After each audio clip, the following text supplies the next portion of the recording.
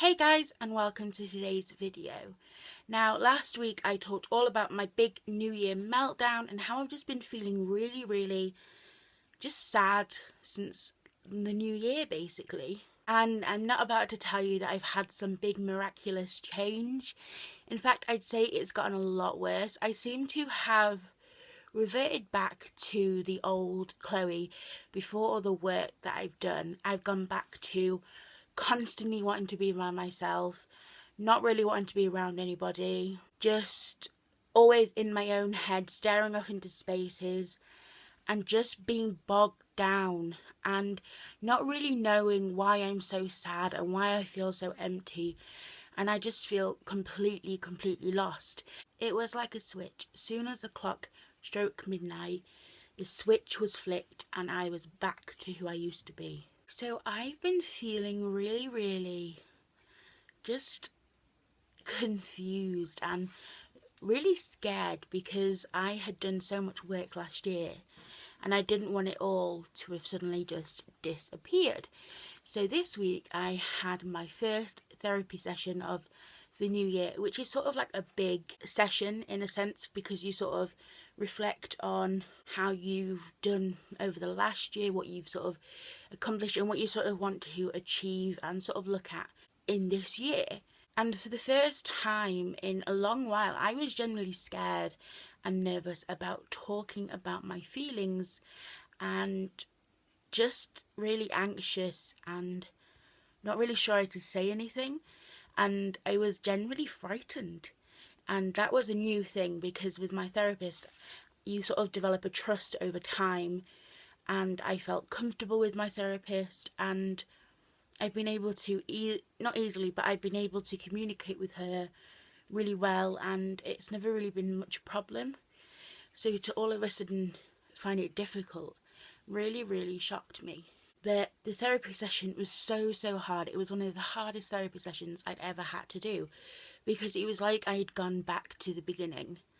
I was experiencing these feelings that I thought were long gone, and I was just so lost. And it was hard. It felt like it was the beginning of my mental illness all over again. And I was generally scared. But at the end of the therapy session, we had done a lot of talking, and she managed to reassure me that I haven't just done this huge backslide. I haven't lost all the work I've just done. I'm just having a bit of a setback, and that right now the new year is just like I've made it into this big monumental moment in my head. I've sort of just put a lot of pressure on new year, and now being faced with a whole new year ahead of me is just giving me anxiety, and all I can imagine is negative things, and it's just sort of whirled around and just put me on a setback. So I felt really relieved coming out of the therapy session because it felt great to talk to somebody who knows me but also understands me.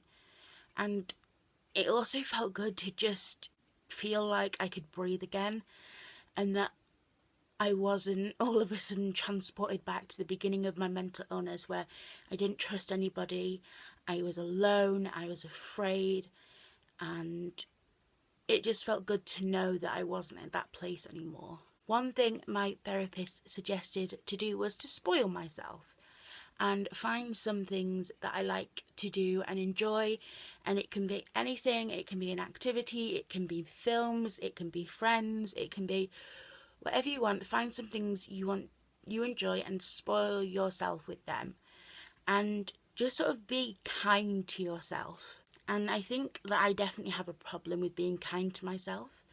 I am generally my worst critic. I am very hard on myself. If I don't do something that I seem is perfection, I am generally very mean to myself, but I can never reach that perfection.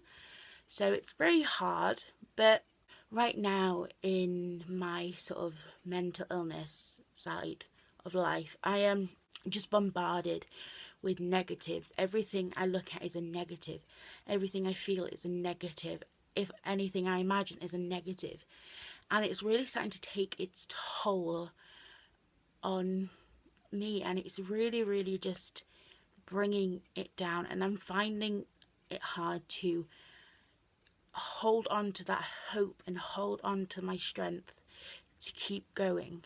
So when she suggested to find some things that I enjoy and spoil myself with them, I literally could not think of anything. But sometimes it's just the little things, whether it's putting on your favourite TV show and watching that for a few hours, whether it's going for a walk with your dog, whether it's seeing your friends or spending time with your family, whether it's doing an activity. It doesn't have to be something big. I was a skeptic. I didn't think that by doing something that I enjoy, it would all of a sudden fix my mood and that I could feel like I could breathe and just feel less of this emptiness. But my best friend Hannah came round actually to see me before she goes back to uni, and my best friend is very good. She knows me, she's known me since we were little, and she does not take any of my crap. She knows when I need a good talking to, and she came round and she just had this way of, as soon as she walked in, she just had me laughing and smiling, and we just talked and we laughed and we took pictures, and it was just so much fun for a few hours to just forget about the world outside the room, forget about the mental illness, forget about the negatives, and forget about everything else, but that we were best friends and that we were having so much fun. And even when we talked about, my mental illness, it didn't seem a serious topic because she always had a way of lightening up the mood. And I honestly felt so much better after she left, because I was smiling and I was showing my mum some pictures, and I just felt a lot lighter, because it was proven to me that even though I have been feeling this dark weight on me and I felt empty and lost, all it takes is someone or something to come along and just pull you out of it for maybe a minute or maybe a few hours, to give you that spark of hope again, and to let you know that, yeah, even though you're feeling like the world is falling around you and that you are just barely holding on, there's still moments that you can live and enjoy, and there's still time for you to have those moments. So it felt amazing to have that sort of reignited in me and just giving me a bit of hope. And when I got up this morning, I wasn't all of a sudden this big positive beam and everything was back to the way it was, and I wasn't back to my depressed, sad state.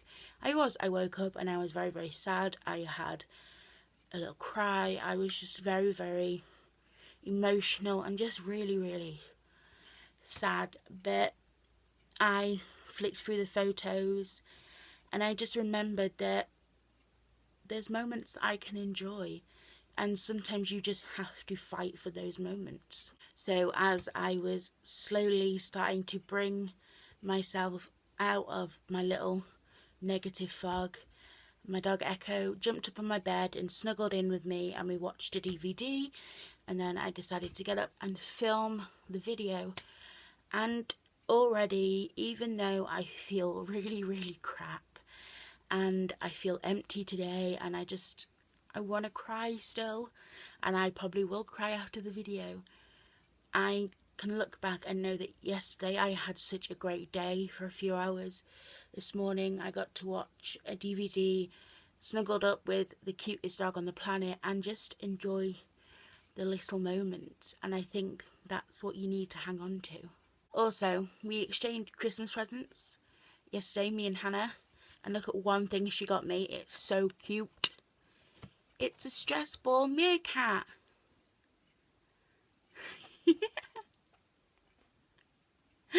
So, he is the cutest little stress ball ever. So thank you guys for all your love and support, and for continuing to support the group and watch these vlogs, and just being amazing people towards me too and each other. It really does mean a lot to me, and I will see you next week with another video. Bye guys.